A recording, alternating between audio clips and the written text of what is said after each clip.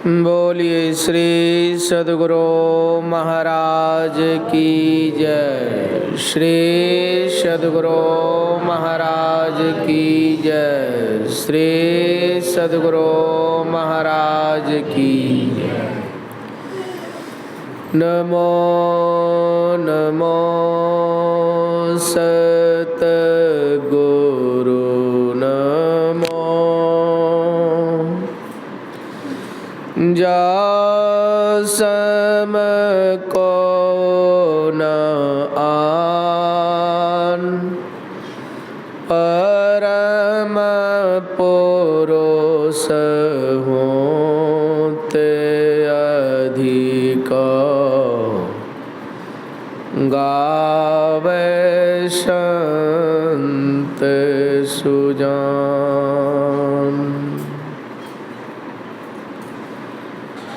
अर्चनीय वंदनीय पूज्य महात्मा गणों, परम आदरणीय धर्म प्रेमी सज्जन वृंदा, धर्मानुरागिनी माताओं एवं धर्मशीला बहनों, हम लोग अभी जहाँ बैठे हुए हैं इस जगह की महिमा बहुत है। यही एक जगह है जहाँ से कि पशुता से मानवता का ग्रहण होता है। इसलिए पूज्यपाद महर्षि साईं स्वामी जी महाराज की वाणी में है, बैठ सत्संग कुसंग को तजते, जीवन को गढ़ते, लोक परलोक सुखी हो, साही प्रभु भजते। बैठ सत्संग कुसंग को तजते, इसी जगह जो बैठता है उस व्यक्ति का कुसंग का त्याग होता है। देखिए, संग ही व्यक्ति को महान बनाता है। अगर आपका संग गलत है तो आप आगे नहीं बढ़ सकते हैं। जो भी व्यक्ति का संगति जैसा होता है वह वैसा ही बनता है। यदि हम अच्छे संग किए हैं तो अच्छा बनेंगे, यदि हम बुरे का संग किए हैं तो बुरा बनेंगे। धरती पर कोई किसी को सुधार नहीं सकता है, कोई किसी को बिगाड़ भी नहीं सकता है। अगर दूसरा कोई बिगाड़ता तो समझ लीजिए कि विभीषण को भी बिगाड़ देता। अभी सुन रहे थे ना, विभीषण को भी बिगाड़ देता। अगर किसी को बिगाड़ने की क्षमता है और बिगाड़ लेता तो भक्त प्रहलाद को भी बिगाड़ देता कि नहीं। और सुधारने की अगर क्षमता किसी में रहता तो कैकेयी और मंथरा को भी सुधार देता कि नहीं। सुधारता कि नहीं सुधारता? कि अयोध्या में पूरे के पूरे व्यवहार में सकुशल, समाज में सकुशल, भाईचारा में प्रेम, लेकिन मंथरा और कैकेयी में प्रेम कि नहीं। इसलिए कोई किसी को नहीं सुधार सकता है, लेकिन इस स्थान पर जो बैठते हैं वो व्यक्ति सुधर जाते हैं। जो इस स्थान से दूर है, कोसों दूर है, वह व्यक्ति सुधरा हुआ नहीं है। उसका कुसंग नहीं सुधरा हुआ है और वो कुसंग को तज नहीं पाया। अभी सुना रहे थे महावीर राव कि रावण बहुत बड़े विद्वान थे, बहुत बड़े विद्वान, बहुत बड़े धनवान, बहुत बड़े बलवान, उत्तम कुल पुलस्त की नाती, ऐसे कुल में उत्पन्न हुए थे जिसकी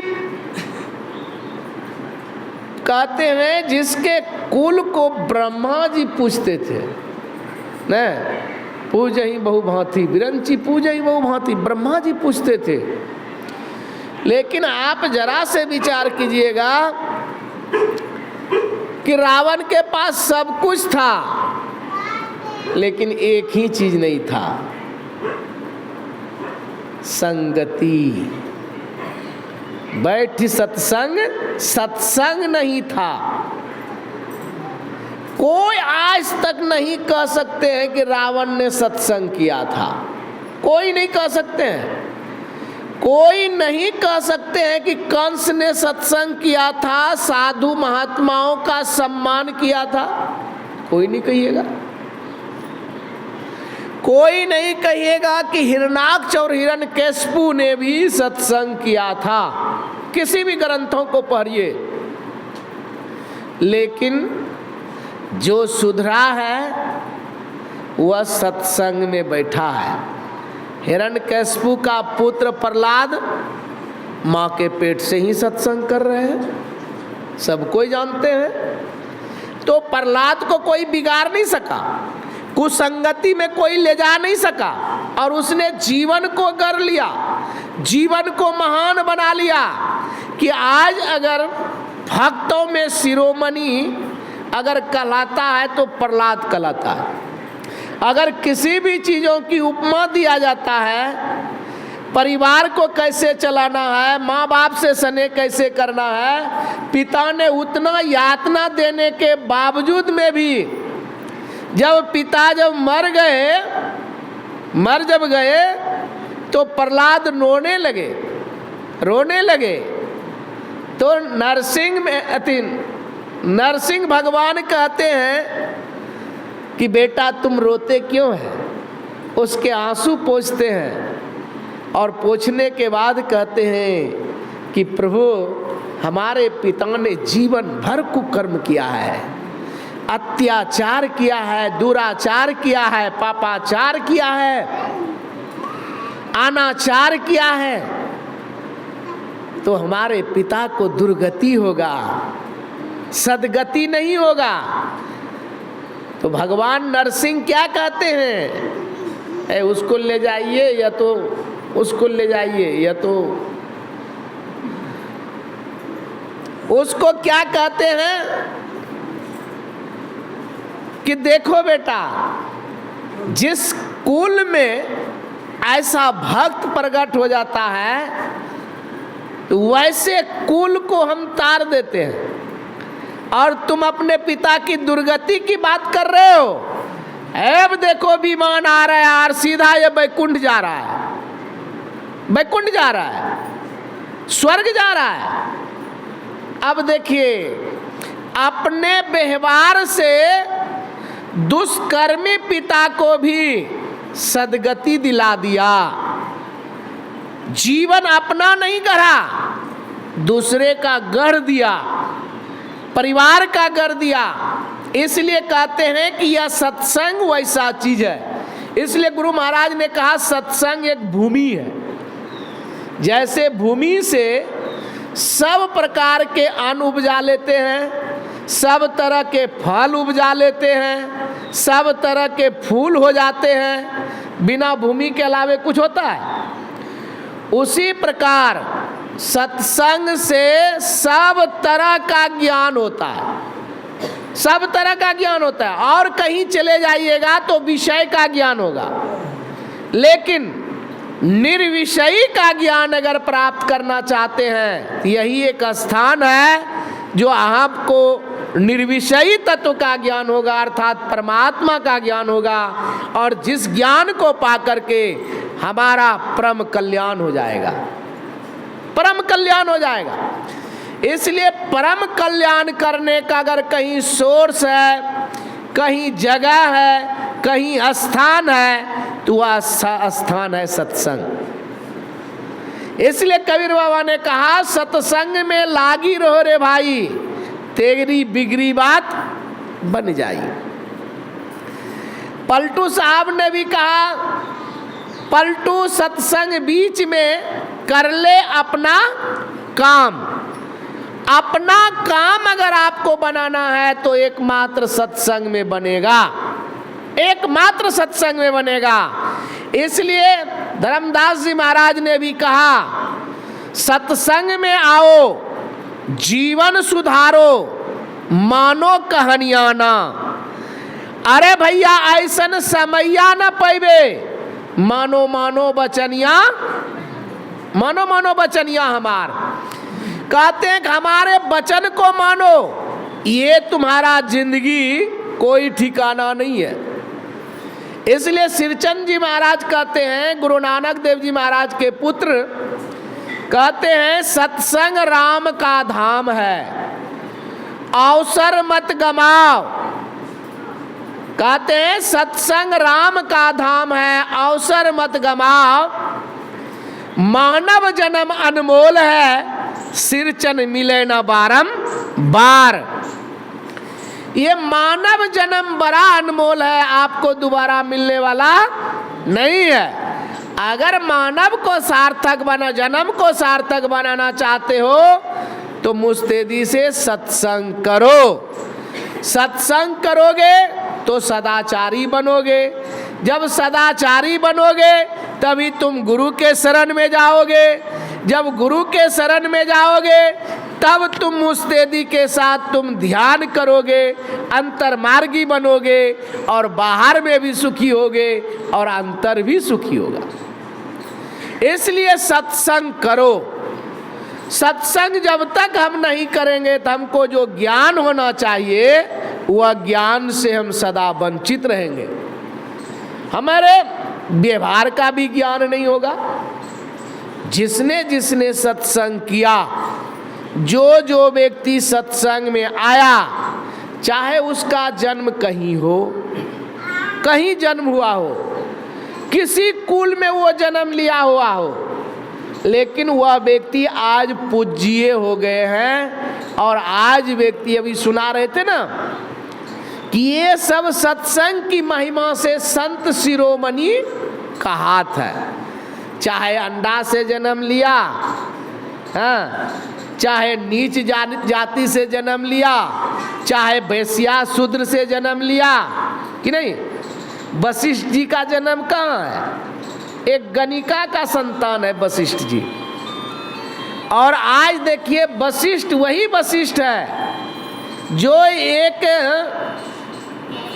वेश्या है और वह गणिका के संतान आज किसका गुरु कहलाए?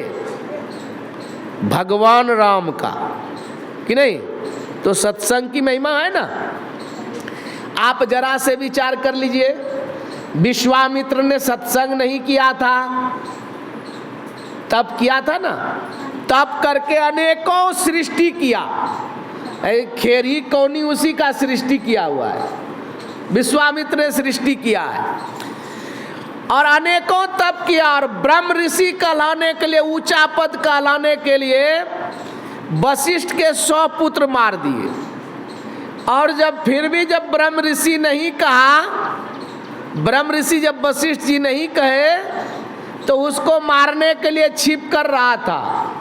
और संजोग से जब वो खा रहे थे उसके भोजन में नमक नहीं था। तो पूछते हैं कि आज नमक नहीं है, तो कहा नमक नहीं था। तो कहा कि विश्वामित्र के यहाँ से क्यों नहीं जाकर ले लिया। उसकी पत्नी कहती है कि जो 100 पुत्रों को मार दिया और उसके यहाँ जाकर नमक ले लेंगे। तो वशिष्ठ जी कहते हैं तुम नहीं जानते हो, बहुत तपी है, ज्ञानी है। अरे क्रोध ये एक अवगुण है, उसमें क्रोध है, इसलिए क्रोधावास में जो है बड़ाई के चलते उसने जो है ऐसा करता है। लेकिन बहुत अच्छे हैं, नमक लाने में क्या दिक्कत है, ला लेना चाहिए। और जब विश्वामित्र ने अपना बड़ाई सुने में सुना तो कहते हैं वो तरवाल को फेंक करके वशिष्ठ जी के चरणों में गिर गया और वशिष्ठ जी ने हृदय से लगा लिया। उसके अंदर की जो दिव्य दृष्टि है वह पर खुल गया। आप जरा से विचार कीजिए, संत का आज तक कोई भी व्यक्ति अनहित नहीं कर पाया है। अगर जो अनहित कर भी देता है ज्ञान अवस्था में तो संत उसका भला ही करता है, संत भला ही करता है। लेकिन संत को हम परख नहीं पाते हैं। इसलिए संत तुलसी साहब ने कहा, जो कोई कहे साधु को चिन्ना तो तुलसी हाथ कान पर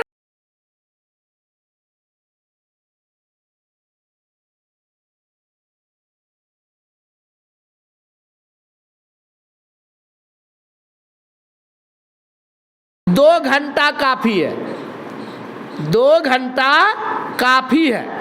उत्तम से उत्तम भेष बना लीजिएगा, लेकिन स्वभाव जीवन कम पड़ जाता है, जीवन भर कम पड़ जाता है स्वभाव को बनाने में, स्वभाव को बदलने में। इसलिए स्वभाव का जो साधु होते हैं, संत होते हैं, वो व्यक्ति बहुत महान होते हैं। उसका शरीर रहते तो कम लोग जानते हैं उसको, लेकिन जब उसका शरीर जब गुजर जाते हैं और जब संसार को कमी खल होने लग जाते हैं, कमी महसूस होने लग जाते हैं, तब व्यक्ति को पता चलता है कि वह कैसा था, कैसा था।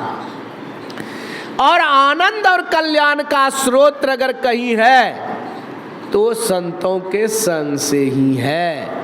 आप कहीं रह जाइए, आपको आनंद नहीं मिलेगा, आनंद नहीं मिलेगा। क्यों? दौड़ तो लगा रहे हैं हम आनंद के लिए। अभी सुने थे न, मुद मंगलमय संत समाजू अजो जग जंगम तीरथ रादू। कहते हैं कि हम आनंद के लिए दौड़ लगा रहे हैं। बाहर में चौराहे पर खड़ा होकर के देखेंगे तो सबके सब भाग रहे हैं, सबके सब भाग रहे हैं। कोई कार से भाग रहे हैं, कोई मोटर से भाग रहे हैं, कोई साइकिल से भाग रहे हैं, कोई पैदल दौड़ लगा रहे हैं। वो सारे साधन से भागने का मतलब क्या है? उसके जीवन में एक ही लक्ष्य है कि हमको शांति मिले, शांति मिले। लेकिन शांति मिलता नहीं है। हम सुख और शांति उसे कहते हैं जो इंद्रियों को सुहाता है, इंद्रियों को जो भावता है उसी को हम सुख कहते हैं, और जो इंद्रियों को नहीं भावता है उसे हम दुख कहते हैं, दुख कहते हैं। लेकिन इंद्रियां क्या है, इस बात के लिए जानिए। इंद्रियों जो है नाशवान है, इंद्रियों क्षणभंगुर है, इसलिए इसका सुख भी हमको क्षणभंगुर मिलता है। संत महापुरुष कहते हैं कि तुम इंद्रियातीत हो जाओ, विषयात निर्विषयी की ओर चले जाओ।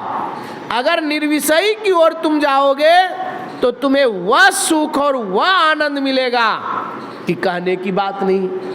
जिस आनंद को प्राप्त करके, जिस सुखों को प्राप्त करके तुम्हें आज तक कोई छीनने वाला नहीं होगा, तेरी प्रसन्नता को कोई छीन नहीं सकता है। दुनिया की कोई हस्ती नहीं है कि तुम्हारे आनंद और शांति को कोई छीन सकता है। आप जरा से विचार कीजिए, फर्रुख शेर ने जब बंदा बैरागी का शरीर को, मांस को, जब शरीर को जब पकाने लगा तवा पर चढ़ा करके, आग में झुलसलाने लगा, तो बंदा बैरागी कहने लगे कि इस तरह का मांस पक गया है, उधर उल्टा दो।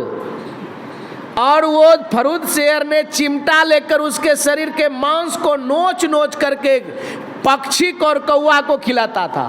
लेकिन फिर भी बंदा बैरागी प्रसन्न था, आनंदित था, आनंदित था।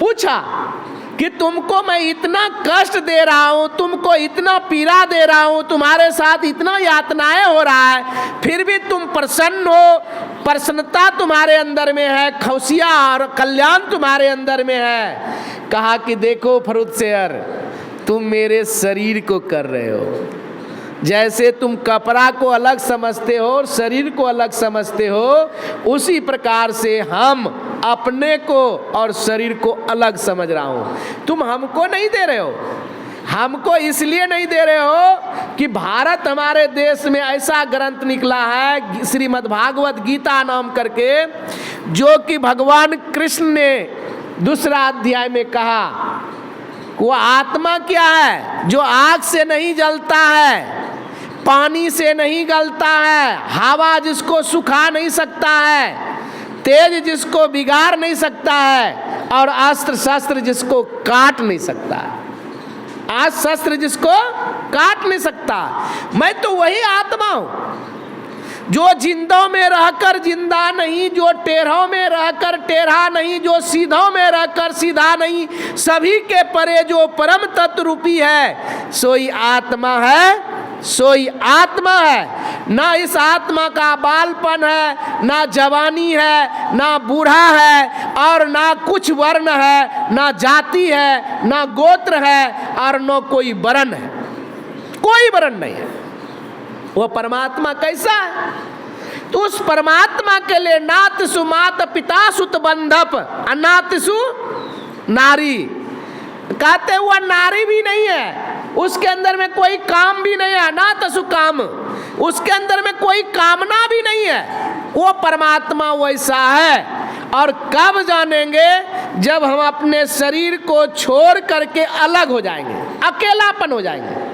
इसलिए गुरु महाराज ने कहा, नित प्रति सत्संग कर ले प्यारा, तेरा कार सरे सारा, सारे कार को निर्णय करके धर चेतन धारा, धर चेतन धारा, पिंड के पारा, दसम दुआरे का ज्योति जग जावे, अति सुख पावे।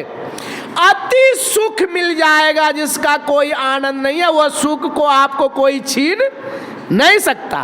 इसलिए ना सुकरात ने मुस्कुराते हुए जहर की प्याला पी लिया, लेकिन समझौता का सिद्धांत नहीं किया। मैं सत्य का सत्य के सामने हम दूसरे का समझौता नहीं कर सकते हैं। ये तुम लोग आडंबर, पाखंड, धूर्तपनी और धूर्तबाजी कर रहे हो, ये छल कपट तुम्हारा साथ नहीं जाएगा। और सुकरात ने मुस्कुराते हुए जहर पी लिया, जहर पी लिया। बंदा बैरागी ने अपने शरीर को जलवा दिया। आप सुन रहे थे, मंसूर ने गर्दन कटवा दिया कि नहीं? सुन रहे, गर्दन कटवा दिया। वही प्रहलाद ने कितना उसके पास यातना दिया, पहाड़ों पर फेंक दिया, आप उसको पहाड़ पर से गिरा दिया, जलती हुई तेल में खौला दिया, न आग से जलवा दिया, जहर पिलवा दिया। और जब ये सब से उसकी प्रसन्नता को कोई छीन नहीं पाया, तब जब कहते हैं कि उसको किला में बांध करके, खुट्टा में बांध करके और उसको मारने के लिए दौड़ा था कि नहीं? प्रसन्नता है।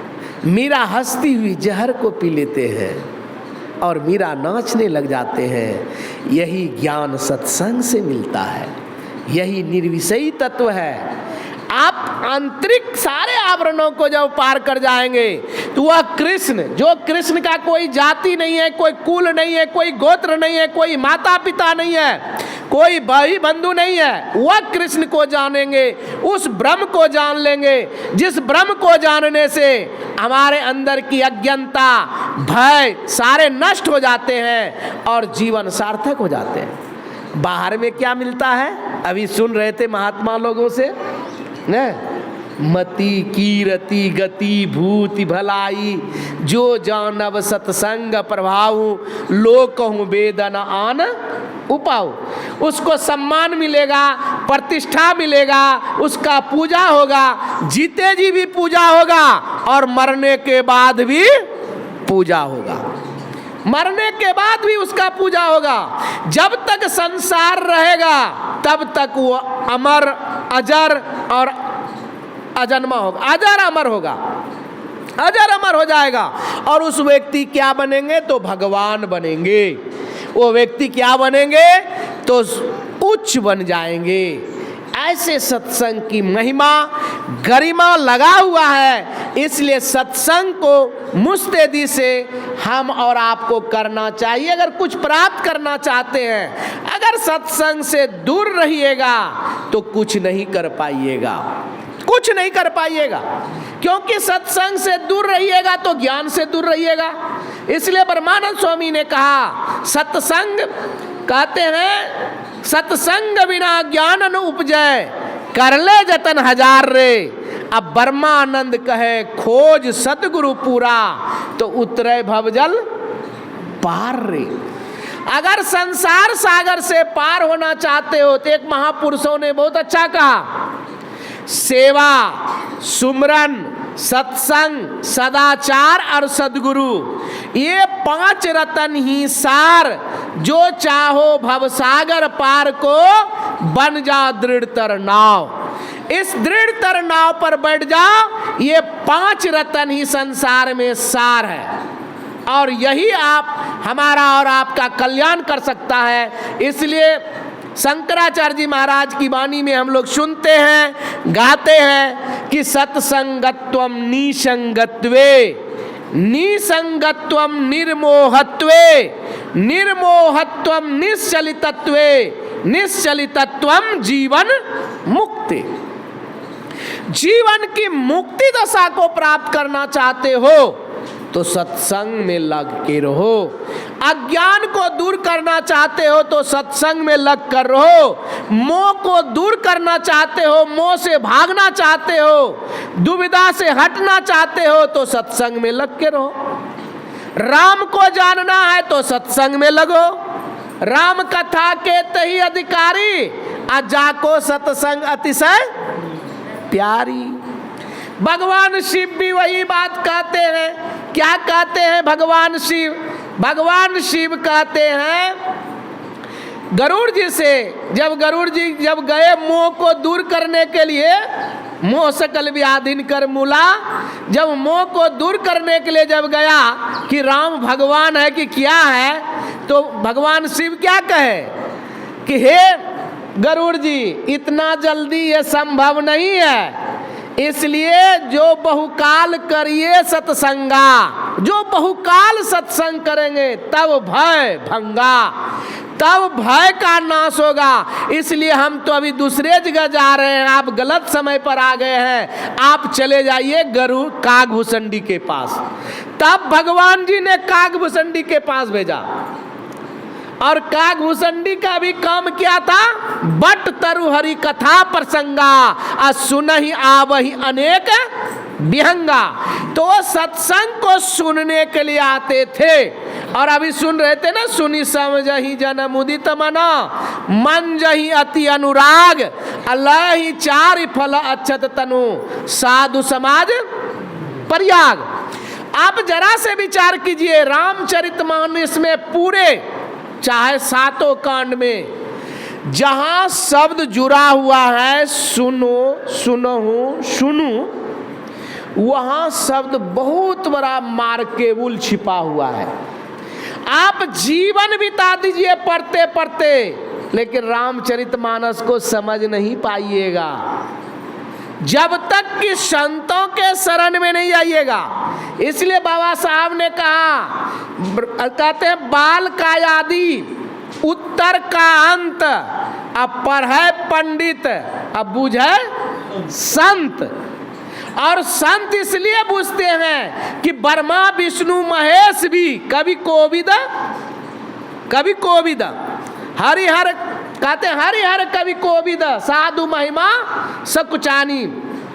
साधु की महिमा को कहने में ब्रह्मा विष्णु और शिव जी और पंडित भी वो संतों की महिमा कह नहीं पाते हैं। इसलिए कि परमात्मा जितने अवतारवादी हैं, जितने हरि हैं, चाहे वो ब्रह्मा है, विष्णु है, शिव है, वो सब गुण के अंदर हैं। और संत ही एक ऐसा होते हैं कि वो गुण के पार हो जाते हैं। संत गुणते न्यारा।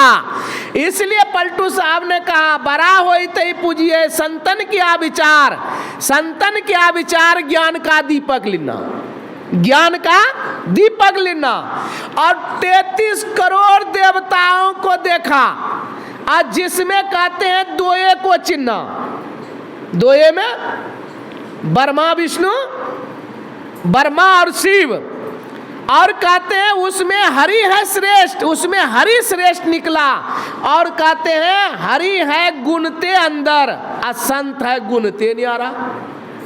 संत क्या है? गुण के परे हो जाते हैं। इसलिए संत की महिमा कोई नहीं जानता है, और संत की महिमा वही जान सकता है जो पूर्ण हो गए हैं, परिपूर्ण हो गए, जो अपने को जीवन काल में सारे आवरणों से पार कर चुके हैं और अनंत सागर की अमरे में चले गए हैं और पिंड में बरतते समय उन्मुनी अवस्था में रहते हैं, उसे कहते हैं संत। और संतों की बहुत अच्छा परिभाषा हम लोग डेली परिभाषा में गाते हैं। शांति, स्थिरता व निश्चलता को कहते हैं और जो शांति को प्राप्त कर लेते हैं उसे संत कहते हैं। जिसके जीवन में स्थिरता आ गया, हलचल खत्म हो गया, और हलचल किसके अंदर में खत्म हो जाएगा? जिसका गति अवरुद्ध हो जाएगा ना, जो ठहर गया। अभी सुना रहे थे ना बनवारी हुआ कि भगवान बुद्ध कहते हैं कि भगवान बुद्ध से पूछा उंगली माल की ठहर जाओ, तो भगवान बुद्ध ने कहा कि हम तो ठहर गए, तुम कब ठहरोगे? उसके लिए जाने के लिए कहीं बाकी नहीं रहता है, वो सब जगह परिपक्व हो जाता है, परिपूर्ण हो जाते हैं। इसलिए वैसे स्थिति में संत होते हैं। इसलिए संतों की महिमा कौन जानेगा, कौन कह सकता है संत कैसे होते हैं, नहीं होते हैं, संत का रहन सहन क्या होते हैं। इसलिए पूज्यपाद महर्षि साई स्वामी जी महाराज की वाणी में है, कहते हैं आवाज, कहते हैं विषय वासना है नहीं, दुख का हुआ अंत, 84 चक्कर मिट गया, ताको कहिए संत। शांति पद सबसे बड़ा, उस पद में जा मिले संत कहावे सोय। जो उस पद में जाकर मिल जाता है वही संत कहलाता है। तो ये बाहर के बाना भूषा से तो एक संत का एक प्रतीक है, लेकिन वास्तविक संत जो होते हैं वो साधना करके सारे आवरणों से पार हो जाते हैं। दादुन जाने संतन की गति गोई, अगम अगाध अगोई, सुन सुन सुन के पारा, सुन सुन सुन के पारा। जो तीनों सुन के परे चले जाते हैं, ये स्थूल शरीर जो पिंड शरीर देखते हैं ये अंधकार का पर्दा है, उसके बाद सूक्ष्म पर्दा जाइएगा प्रकाश का पर्दा है, उसके बाद शब्द का पर्दा है जो परमात्मा के अनुभूति धुनी मिलता है, और वही शब्द की सहारे पकड़ करके हम त्रय आवरण से पार हो जाते हैं, त्रिपर्दा से पार हो जाते हैं। तो जीवन काल में ऐसे संत होते हैं। तो ऐसे संतों की महिमा कौन कह सकता है? जो अधूरा है, जो अल्पज्ञ है, और जो आधे रास्ते में है, परिपक्व नहीं है, तो क्या बताएगा कि क्या है नहीं है? इसलिए आज सभी ग्रंथों में भ्रमित पैदा क्यों हो रहा है? हम पढ़ लिख करके बौद्धिक स्तर पर उसकी हम व्याख्या करते हैं, चाहे रामायण हो, गीता हो, चाहे कोई भी ग्रंथ हो, हम इसलिए भ्रमित होते हैं। आज देखिए रामायण के विषय पर कितना आदमी चर्चा डाल रहा है, कितना आदमी प्रकाश डाल रहा है कि गोस्वामी जी ने ऐसा नहीं किया, वैसा नहीं किया, ये नहीं ठीक किया, जाति की प्रथा है, ये प्रथा है। वो सारी बातें रामायण में लिखा हुआ है, वो सारी बातें पर आज विवाद खड़ा हुआ है।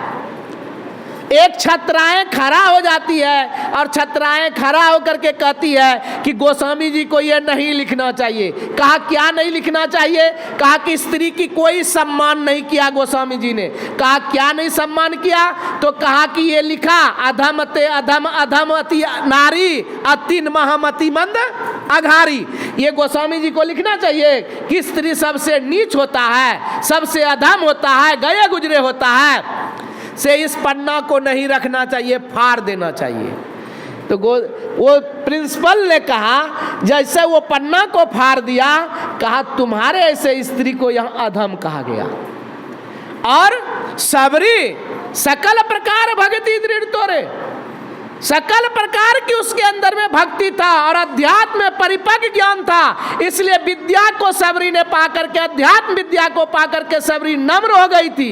एक वृक्ष है और किसी डाल में फल लगता है तो देखिएगा फल के वजन से वो डाल झुक जाता है, और जिस डाल में फल नहीं रहता है तो झुका हुआ रहता है, वो खड़ा रहता है। इसलिए विद्या ददाति विनयम, विद्या नम्रता को प्रदान कर देती है। वह विद्या सा विद्या या मुक्ति, सा विद्या या मुक्ति, वह विद्या ने मुक्ति प्रदान कर देता है, जीवन का निहाल कर देता है। ऐसे सेवरी माता सेवरी कहते हैं ज्ञान में परिपक्व थी। इसलिए भगवान राम के आने के पहले भगवान राम ने क्या कहा? कह रघुपति सुनु भामिनी बाता, मानहु एक भक्ति करनाता। जाति पाति कुल धर्म बराई, धन बल परिजन गुण चतुराई। भगतिहीन नर सोई कैसा, अब बिनु जल बारिद देखिए जैसा। तो कहा कि तुम्हारे ऐसे स्त्री के लिए यहाँ गोस्वामी जी ने अधम कहा, सैवरी के लिए अधम नहीं कहा। सैवरी तो सकल प्रकार के भक्ति में पारंगत थी। ये कब से हुआ? सत्संग से। इसलिए मातंग ऋषि के कुटिया में जाकर सैवरी भी सत्संग करती थी और नीच जाति में जन्म लेकर के भी ऐसे परम पद को पा लिया कि जिसका जोगियों को भी दुर्लभ हो गया और वो दोबारा संसार में नहीं आया। सत्संग में आओ, जीवन सुधारो। ये आदि आदि बातें हैं, ये सत्संग से मिलता है। हम लोगों के बीच में 2 दिन का है, कल भी है, परसों भी है और आज भी है। आज अपराह्न कालीन का सत्संग संपन्न हुआ और आगे सुनिएगा। बोलिए श्री सद्गुरु।